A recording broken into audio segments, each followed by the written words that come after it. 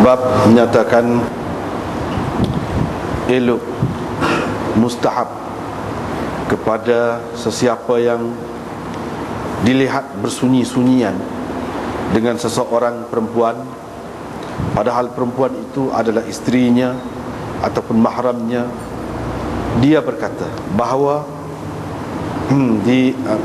elok ataupun mustahab, dia berkata hadhihi, ini fulanah, untuk menghilangkan sangkaan buruk terhadapnya. Itu tajuk.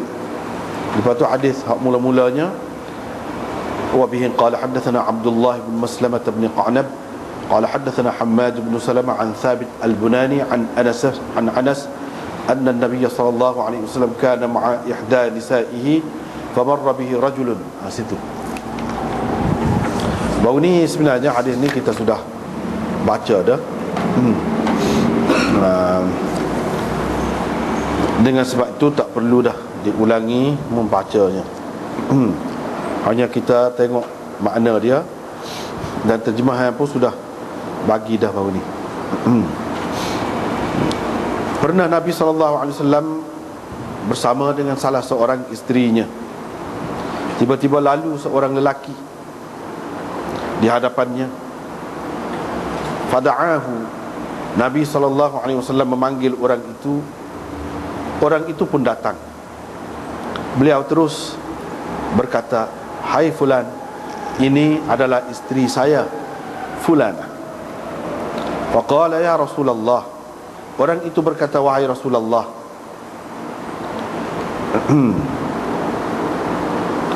kalau ada sesiapa yang saya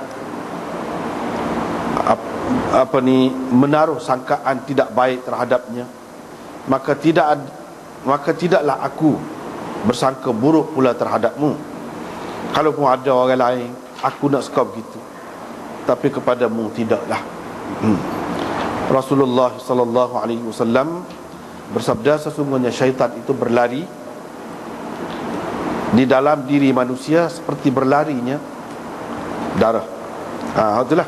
Dan beberapa hadis selepas tu, dua hadis.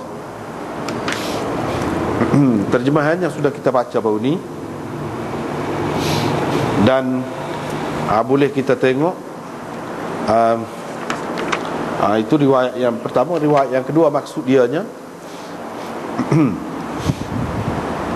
Safiyah binti Huyai berkata, Nabi SAW pernah beriktikaf. Aku pergi melawat dia pada waktu malam.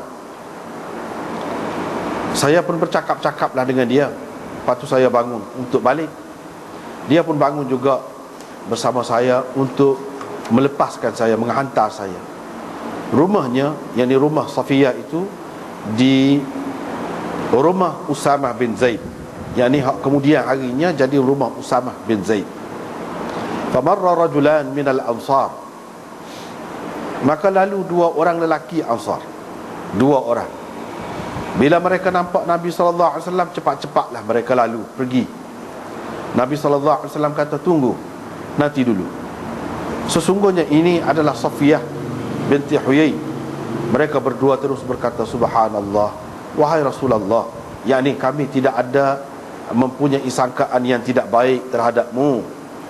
Qala, kata Nabi SAW, sesungguhnya syaitan itu berlari di dalam tubuh manusia seperti berlarinya darah, dan aku bimbang ia mencampakkan sesuatu keburukan di dalam hati kamu berdua. Atau beliau berkata sesuatu, yakni syaitan mencampakkan sesuatu. Dengan satu lagi pun serupa tu juga, cuma dia sebut pergi ziarah ni ketika Nabi beriktikaf di masjid di 10 akhir malam bulan Ramadan. Ketika tu, itu beza sikit daripada riwayat tadi. Dia pun bercakaplah sebentar. Lepas tu bangun nak balik. Nabi SAW pun bangun juga pergi nak hantar dia. Dan akhirnya Nabi SAW kata, syaitan itu sampai di dalam tubuh manusia, ke tempat sampainya darah. Sampai ke mana darah, sampailah situ dia. Walam yaqul, tidak disebutnya yajri, berlari di sini, tetapi sampai. Itu saja bezanya. Tak apalah, kita tengok mula-mula sekali kesimpulan yang dibuat oleh Imam Nawawi daripada 2-3 hadis ni, iaitu katanya, boleh tengoklah mana ada syarah tu, fihi fawaid, ada banyak faedah di dalam hadis-hadis ini. Antaranya menyatakan betapa Nabi SAW ini mengasihani umatnya, dan betapa beliau menjaga kepentingan ataupun maslahat mereka. Selain menjaga hati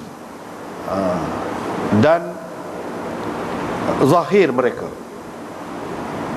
wa kana bil mu'minina rahima, Nabi SAW itu memang mengasihani orang-orang mukmin.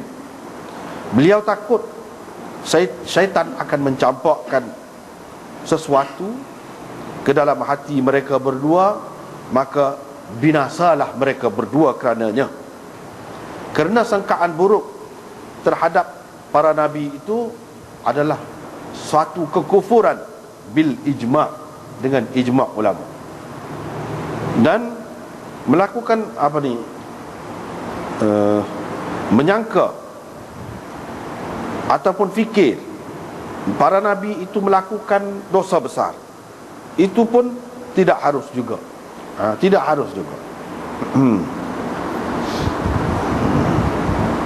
Kepada mereka, itu salah satunya.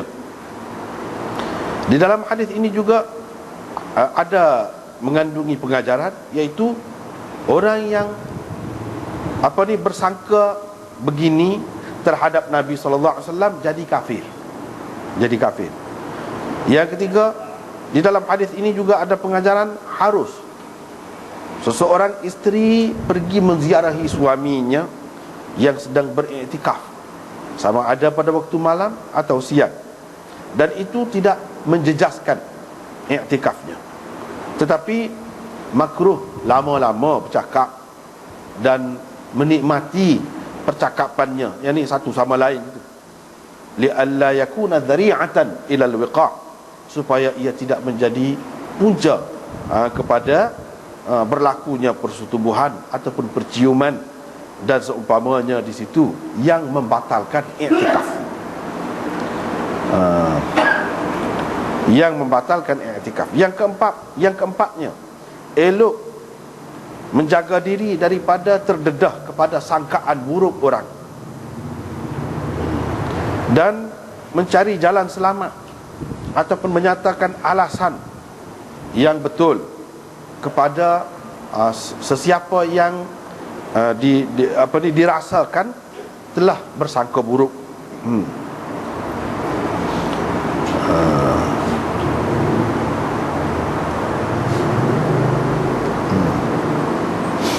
Walaupun boleh jadi dia boleh bagi alasan kemudiannya, tetapi semoleknya selalu di situ, takut-takut tak sempat nak bagi tahu pada masa lain, tak ada peluang untuk menghilangkan kekeliruan dia. Antaranya lagi yang kelimanya, iaitu kita hendaklah sentiasa bersedia untuk menjaga diri daripada tipu daya syaitan, kerana syaitan itu berjalan ataupun berlari di dalam tubuh manusia seperti berlarinya darah. Kerana itu manusia hendaklah bersedia menjaga dirinya daripada waswasah, daripada was-was dan kejahatan syaitan. Itulah antara yang disebutkan oleh Imam Nawawi, pengajaran daripada hadis ni. Kita tengok semula yang mula-mula tu, apa yang kita Nabi, kita tengok Nabi SAW bila tengok orang tu lalu dekat, dia panggil tu, gomo lah kita kata, gomo panggil, mari sini, ataupun nanti dulu, tunggu dulu. Lepas tu dia pun royak. Seperti yang kita baca di dalam hadis ni, apa gitu? Jawabnya seperti Imam Nawawi sebut dah, sebab kalau orang lain boleh kira, kalau Nabi timbul keraguan ataupun prasangka terhadap dia jadi kafir,